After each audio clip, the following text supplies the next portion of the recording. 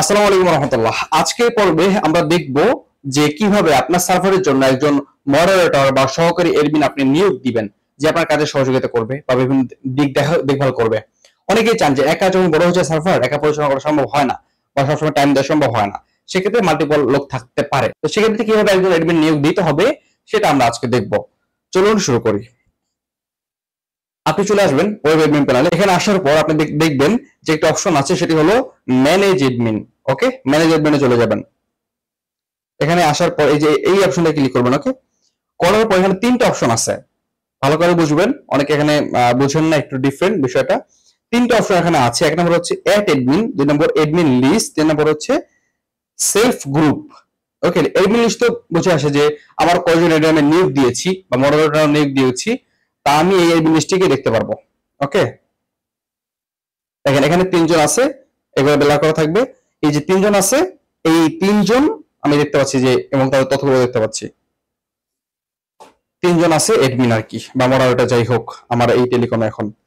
তো এখন এখান থেকে যদি আমি আর একটু দেখি, আবার ম্যানেজার মেনু যাই, নিউ এডমিন অ্যাড, এখানে বুঝতে পারলাম যে একজনকে আমি অ্যাড করতে পারবো। ঠিক আছে, এখানে আসার পর কি করতে হবে, যেভাবে অ্যাকাউন্ট খুলি সেভাবেই নাম দিতে হবে, তার তার মোবাইল নাম্বার দিতে হবে, তার এনআইডি নাম্বার দিতে হবে, তার বার্থ ডে দিতে হবে মানে জন্ম তারিখ, তারপর তার ঠিকানা দিতে হবে, তার ইমেল দিতে হবে, পাসওয়ার্ড, পিন, এবং হচ্ছে একটা আছে সেলফ গ্রুপ দিতে হবে।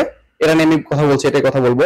তারপর আপনার এডমিন প্যানেলের পিন পাসওয়ার্ড দিয়ে একটিভ দিয়ে আপনি যদি সাবমিট করে দেন, তাহলে একজন দ্বিতীয় এডমিন নিয়োগ দেওয়া হয়ে যাবে। এখন কথা হলো যে ভাই, আমি তাকে এডমিন দিব নাকি মডারেটর দিব, তাকে কি কি কাজ করার পারমিশন দিব, সেটা আমি কিভাবে বুঝবো বা সেটা কিভাবে দিতে পারি? সেই জন্য এখানে একটা অপশন আছে সেলফ গ্রুপ। সেলফ গ্রুপ বোঝার আগে একটা কথা মাথায় রাখেন, এখানে তো আবার দুইটা পার্ট, তাই না? একটা হচ্ছে ইউজার, আমার অনেক ইউজার আছে, তাই না? একটা টেলিকম অনেক ইউজার থাকে এবং তাদের জন্য 10টা লেভেল আছে আমাদের, গোল্ড থেকে নিয়ে এসএলআর পর্যন্ত, বা আপনি যে নামই দেন 10টা লেভেল আছে। 10 লেভেলে 10 রকম ইউজার, মানে একজন এক রকম সুবিধা পায়। আহ এক লেভেলের মানুষ একরকম কমিশন পায়, একরকম সুযোগ সুবিধা পায়, এটা কিন্তু দেওয়া যায়, তাই না? তো এখানে আরেকটা কি, এখানে আমরা এখন যেটা দেখতেছি সেটা হচ্ছে এডমিনদের বিষয়, যেখানে কয়েকজন এডমিন নিয়োগ দেওয়া যায়, তাদেরকেও আলাদা আলাদা পারমিশন বা সুযোগ সুবিধা দেওয়া যায়। তো সেই পারমিশন গুলো দেওয়ার জন্য কয়েকটা লেভেল করা যায়, যেরকম ভাবে ওখানে কয়েকটা 10টা লেভেল আছে, এখানে আপনি চাইলে আপনার মনের মতো করে যতগুলো ইচ্ছা লেভেল তৈরি করতে পারবেন। যে কোনো আমি একটা লেভেল তৈরি করলাম মডারেটর নামে, সেই মডারেটর লেভেলে আমি 5টা জিনিসের পারমিশন দিলাম। একটা রাখলাম সাপোর্ট নামে, সেখানে আমি 2টা জিনিসের পারমিশন দিলাম। একটা রাখলাম এডমিন নামে, সেখানে আমি সকল জিনিসের পারমিশন দিয়ে দিলাম। তাহলে আমি যখন এখান থেকে সেলফ গ্রুপ থেকে আমি যখন এই যে সাপোর্ট দিয়ে দিব, তখন সাপোর্ট গ্রুপে বা সাপোর্ট লেভেলে যে যে পারমিশন গুলো আছে সেগুলো এই যাকে আমি সাপোর্ট দিয়ে দিব সেই পারমিশন গুলো পাবে। তারপর চাইলে আমি মডারেটর দিব, সেই মডারেটরের পারমিশন গুলো পাবে। তারপর চাইলে আমি এডমিন দিব, এডমিনের পারমিশন গুলো সে পাবে। এভাবে কিন্তু দেওয়া যায়। এখন এগুলো আমি কিভাবে তৈরি করবো, এই যে তৈরি করা আছে আমার কয়েকটা, এগুলো কিভাবে তৈরি করবেন এবং এগুলো পারমিশনটা কিভাবে দিবেন, এটা হচ্ছে মূল বিষয়। আসেন দেখে নেই। চলে যাবেন ম্যানেজ এডমিনে, যাওয়ার পর দেখতে পাবেন সর্বশেষ যে অপশনটা আছে সেলফ গ্রুপ। সেলফ গ্রুপে আপনি চলে যাবেন। এখানে দেখেন আমার যে 4টা আছে, 4টা যে লেভেল আছে সেগুলো এখানে শো করছে। তো এখান থেকে আমি নতুন একটা লেভেল অ্যাড করে আপনাদের দেখাই, অ্যাড গ্রুপ। এটাকে গ্রুপ বলে আর কি, ওগুলো আমরা লেভেল বলি ইউজারদের জন্য, এখানে বলা হয় গ্রুপ। ওকে, এখানে গ্রুপে আসার পর গ্রুপের নাম দিতে হবে। আমি এখানে নাম ধরে দিতে পারি টেস্ট, যেটা আমি টেস্ট করার জন্য আর কি করতেছি। এটা নাম দেওয়ার পর আমি এটা সাবমিট দিয়ে দিলাম। আমার এখানে টেস্ট নামে নতুন একটা গ্রুপ তৈরি হয়ে গেল। ওকে, এখন এই গ্রুপটাকে এডিট করা যায়, এডিট করে নাম পরিবর্তন করা যায় এক।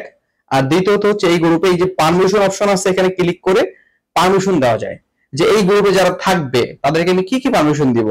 এখানে দেখেন সব যতগুলো ওয়েবে যতগুলো অপশন আছে না, সবগুলো অপশন এখানে আছে এবং সেই ক্যাটাগরি ক্যাটাগরি বেজ আছে। আপনি চাইলে এখান থেকে যে কোনো একটা বা দুইটা বা মাল্টিপল যতগুলো ইচ্ছা পারমিশন দিতে পারেন। যেমন ধরেন আপনি এখান থেকে দিবেন হচ্ছে অ্যাড প্যাকেজ, মানে অফার অ্যাড করতে পারবে এবং অফার লিস্ট দেখতে পারবে, এই দুটো আপনি দিয়ে দিলেন। কাস্টমার লিস্ট দেখতে পারবে, তারপর হচ্ছে কাস্টমার অ্যাড করতে পারবে, এটা দিয়ে দিলাম। তারপর হচ্ছে ম্যানেজ এডমিন অ্যাড করতে পারবে, এডমিন লিস্ট দেখতে পারবে, এটা দিয়ে দিলাম। এটা দিলাম না আমি। এভাবে পেমেন্ট গেটওয়ে দেখতে পারবে, তারপর হচ্ছে সার্ভিস অ্যাড করতে পারবে, সার্ভিস লিস্ট দেখতে পারবে, বেসিক সার্ভিসে প্রবেশ করতে পারবে, অ্যাডভান্স সার্ভিসে প্রবেশ করতে অপশনে প্রবেশ করতে পারবে, এবং কোন অপশনে এসে প্রবেশ করতে পারবে, কোন কোনটা তাদের এক্সপ্রেসে ঢোকার, এগুলো সেগুলো এই এডমিন প্যানেলে ঢুকবে। কিন্তু এখানে কোন কোনটা সে ব্যবহার করতে পারবে সেটা এখান থেকে পারমিশন দেওয়া যায়। তারপর যদি সাবমিট করে দিই, তাহলে এই গ্রুপের আন্ডারে আমি যাদের যাদের রাখবো তারা কিন্তু এই পারমিশন গুলো পেয়ে যাবে। আমি এখন সেভ হয়ে গেছে, আমি আবার ঢুকে দেখাই। দেখতে পাচ্ছেন এখানে আমি যে পারমিশন গুলো দিয়েছিলাম সেটা এখানে থাকবে, এবার সেই পারমিশন গুলো তো এটা আছে। এখন আমি আগের একটা পারমিশন দেখাই আপনাদেরকে, আমি যেমন আমি যাদেরকে মডারেটর রেখেছি, মডারেটর পারমিশন যদি দেখাই, এখানে কিন্তু অনেক অনেক পারমিশন দেওয়া আছে মডারেটরের জন্য। ওকে, তারপর যদি আমি এডমিনের পারমিশনটা দেখাই, এডমিনের পারমিশন যদি দেখাই, দেখেন এখানে এডমিনের সব পারমিশন গুলো কিন্তু দেওয়া আছে, মানে এডমিন সব কাজগুলো আমার মতোই করতে পারবে। তবে একটা জিনিস পার্থক্য আছে, সেটি হলো যে এডমিন নিজে থেকে কোন ইউজারকে টাকা দিতে পারবে না। বুঝতে পারছেন? এডমিন নিজে থেকে কোন ইউজারকে টাকা দিতে পারবে না যতক্ষণ না পর্যন্ত আমি মেইন এডমিন, এটা যে মূল এডমিন, সে যতক্ষণ পর্যন্ত এডমিনকে টাকা না দিবে। এটা একটু বোঝার জন্য আমি এখানে ক্লিক করি। ক্লিক করার পর এখানে মাই ব্যালেন্স নামে একটা অপশন আছে। হ্যাঁ, মাই ব্যালেন্স নামে একটা অপশন আছে, এই যে এটা। এখানে দেখেন সবকিছু 00, মেইন, ব্যাংক, ডেরাইভ। কারণ আমি মূল নিজে এডমিন, যে মূল এডমিন থাকে, প্রধান এডমিন থাকে, সে অন্য সবাইকে যত ইচ্ছা ব্যালেন্স দিতে পারে।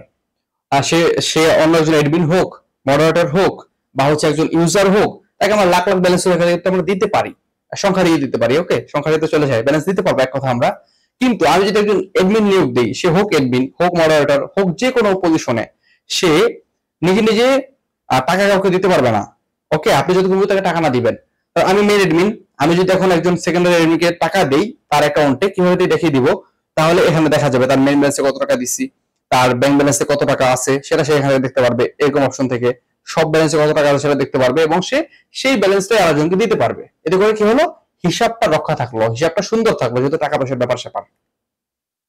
এরপরে আসেন আমরা দেখি যে কিভাবে এই টাকাটা দিতে হয়। এখন শিখতে হবে না, এডমিন লিস্টে আমরা চলে গেলাম, এডমিন দিয়ে কিভাবে টাকা দেবো সেটা দেখবো। এখানে আসার পর সেম একই রকম প্রসেস এর মতো, এখানে আসার পর জাস্ট পেতে ক্লিক করবেন, যাকে দিতে চান তার পেতে ক্লিক করার পর আপনি এখান থেকে যেভাবে কাস্টমারদেরকে টাকা দেন, একই নিয়মে আপনি এখান থেকে এডমিনদেরকে টাকা দিতে পারবেন। এখান থেকে কাস্টমারদেরকে টাকা দেয় অনেকে জানেন না, মাঝে মাঝে কষ্ট করেন। এগুলো তো সম্পূর্ণ আমি দেখাইছি, তারপরে আপনারা কেন পারেন না আমি বুঝি না। আপনারা কি অনেকে আছে হয়তো অমনোযোগের সাথে দেখেন, আমি এখান থেকে দেখিয়ে দিচ্ছি। যারা আগে কিছু কোশ্চেন পারি না, তাদের জন্য এখান থেকে আমি আবার দেখিয়ে দিচ্ছি। দেখেন এখানে আছে কয়েকটা অপশন, যে মেইন, তারপর হচ্ছে ব্যাংক, ডেরাইভ, সবটা লেখা। মানে আমি কোন ব্যালেন্সে টাকাটা দিতে চাই কাস্টমারকে বা এই এডমিনকে, আমি এখান থেকে মেইন ব্যালেন্সে দিলাম। এবার দুইটা অপশন আছে, অ্যাড এবং রিটার্ন। অনেকে বলেন ভাই আমি টাকা দিতে পারি, ফেরত নিতে পারি না। আপনি এডমিন, আপনি নিতে পারতেছেন, আপনি ভুলে কত টাকা বেশি দিয়ে ফেলছেন, এটা তো আপনি নিতে হবে, তাই না? তো আপনি যদি এখান থেকে অ্যাড অপশনে ক্লিক করে টাকাটা দেন, তাহলে তার কাছে টাকা যাবে। আর যদি রিটার্ন অপশনে ক্লিক করে টাকাটা দেন, তাহলে সে টাকাটা চলে আসবে। বুঝতে পারছেন? রিটার্ন দিলে মাইনাস, এই দেখেন মাইনাস, আর অ্যাড দিলে প্লাস। আমি প্লাস দিতে চাচ্ছি, তার তো টাকা নাই, কিভাবে নিব?